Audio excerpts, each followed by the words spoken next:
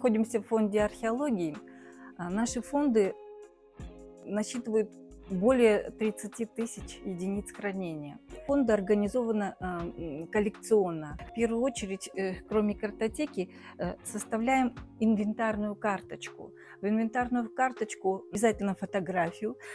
Кроме этого, здесь хронологию, описание, название, размеры, место бытования, то есть к какому периоду относится, какую часть коллекции она составляет. Например, если этот экспонат где-то опубликован, обязательно эти данные вносятся в эту картотеку. Для того, чтобы составить инвентарную карточку, в первую очередь нужно при описании его размеры сосуда. Сосуд измеряем, в первую очередь измеряем венчик, диаметр венчика. В данном случае диаметр венчика 8,5 сантиметров. Потом мы измеряем диаметр тулова, самую широкую часть.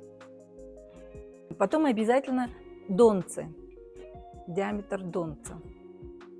Обязательно измерение его высоты. Для того, чтобы измерить точную высоту, вот берем таким образом и отмечается высота.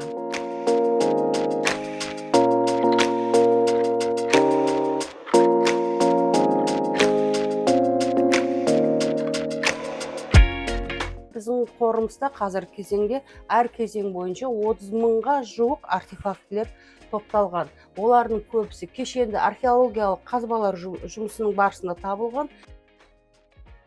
Кездейсоқ олжалар дейміз, или подъемның жоғарғы ескерткіштің жоғарғы қабатынан алынған материалдар болып саналады. Олар экспонаттар тас кезеңінен бастап орта ғасырлық қала мәдениетінің материалдарын өз ішіне қамтиды. Енді ол экспонаттар осы 19 ғасырдың ортасындағы алғашқы Қазақстан аумағындағы археологияны зерттеген Ресей мамандарының қазба жұмысынан табылған материалдарда осы музей қорында сақталған.